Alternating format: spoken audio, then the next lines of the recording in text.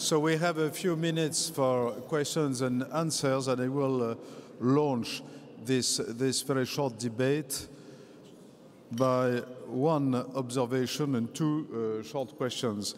The observation is that this afternoon, actually, we have a plenary session on Europe as a laboratory for global governance. That looks a little bit paradoxical in this time of crisis, but the reason why I decided actually to have such a roundtable is exactly the one that Kishore gave you, that is, Europe is today an area where there is not only a zero war, but zero prospect of war. I think that's a very nice way of formulating this.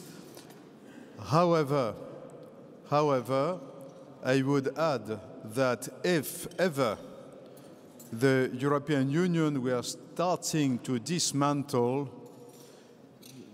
in a few years' time, we might find again a situation where the probability of wars would no longer be zero. That's why the immediate stakes are so high, and that's where the euro itself enters the picture. So that's my observation. Now, two quick questions, one very short term and one very long term.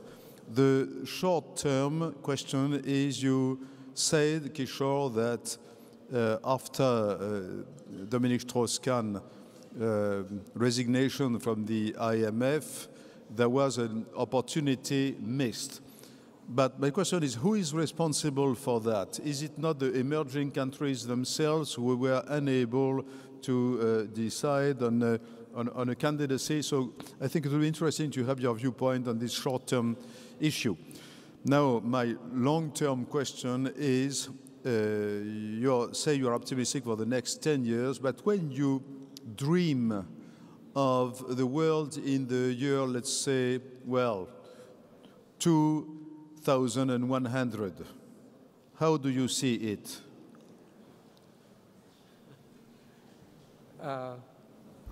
I must thank Thierry for asking me two very difficult questions. The first one actually is easier. You know, if you are a candidate from an emerging country running for the IMF, and the voting was on the basis that you had one country, one vote, then you have a chance to win because you will easily get 100 votes or more from the emerging countries out of 193 votes, right? But if the voting system in IMF is such that the United States has 17% of the vote, the EU has 32% of the vote, and the rest of the West, Canada, Australia, New Zealand, have 3% of the vote, the West, which has 12% of the world's population, has 52% of the vote starting the race. So if you do your calculations, you as an emerging country candidate will say, what's the point of it all? I'm going to lose. There's no way I can get that 52% of the Western vote. So the system has got to be changed. I think, Jakob, you mentioned it in your remarks earlier. You got to change this 12% of the world's holding 52% of the IMF vote, and that will come, I think. But in terms of where I see the world in the year 2100, number one, I'm pretty confident I will not be there. But I actually increasingly have become, and here I must confess that I have to acknowledge a fact that Thierry mentioned earlier, that I've become more arrogant, even more arrogant. And I believe that what you're going to see is not just the Asian century, but the Asian millennium. Because Asia always had the world's largest population in the world. But the Asia also had the world's largest pool of brains. But even though we had the world's largest pool of brains, we also had the world's largest pool of unused brains. Now the world's largest pool of unused brains is being used in Asia. And believe me, you will be absolutely astonished by what is going to come out of Asia in the next 100 years. So I've become far more bullish about the future of Asia in the next 100 years. But why don't you ever mention Africa? Actually, I'm very glad you mentioned that, because one of the things that I really enjoyed seeing on my flight here was the copy of The Economist. As you know, you were seeing on the flight here, and the cover story is Africa Rising. And I actually believe I've become far more optimistic about Africa, partly because, incidentally, more and more African leaders are coming to visit Asia. And the fact that they can see how Singapore, which used to have a per capita income the same as Ghana's, in 1965, when Singapore became independent, we had the same per capita income as Ghana. And today, our per capita income is higher than that of our colonial master, the United Kingdom. So they can see that if you want to learn how to do it, go to Asia. Thank you very much. So I have two questions, Dominique Moisy and Jacob Frankel. Kishore, that was a brilliant presentation, but I can't resist the temptation to try to take you out from your non-Western, non-democratic comfort zone. So when you are presenting the weaknesses of the West, I can only agree with you. American democracy has become dysfunctional. Vetocracy is endangering democracy. And China has two strategic advantages vis-à-vis the West. It can act quickly because it is not democratic, and it can think long-term because it is Chinese. We cannot act quickly and we cannot think long-term. But now, let's come to Asia. And I see two problems.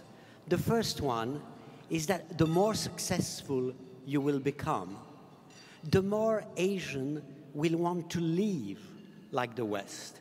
You will not want maybe to be governed like us, but you will want your values to look a bit more like ours in terms of treatment of inequalities, in terms of respect for human rights.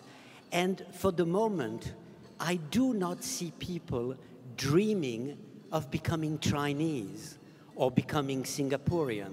You still have many people in the world who want to become American, or even today, to join the European dream.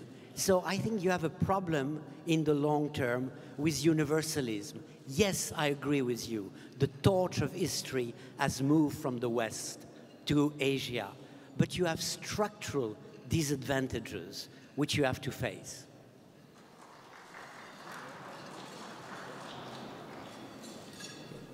Well, I'm a very good friend. Very glad that my good friend Dominique asked me a very challenging question. And, by the way, I want to emphasize, when you give a 20-minute speech, you obviously cannot go into all the nuances and the qualifications and all that. I can tell you, by the way, the rise of Asia will not be one straight line upwards, okay? It'll be up and down and up and down, and there'll be many challenges that the Asian states will have to overcome, the same geopolitical challenges that there are in the rest of the world. So I acknowledge all the difficulties. But on the question of values, Dominique, I hope you don't mind if I give you a rather spirited response. A good friend, so I know I can do this with you. There is a perception in the West that somehow the most civilized societies, in one way or another, are in the West, and the job of the rest, the remaining 88%, is to try and become as civilized as the West. That's a kind of a hidden assumption that comes out in the questioning. And here, in response to that, I recommend to you a book written by an Indian academic who teaches in Harvard, and you all know who he is, Amartya Sen. The book is called The Argumentative Indian. It's a series of essays.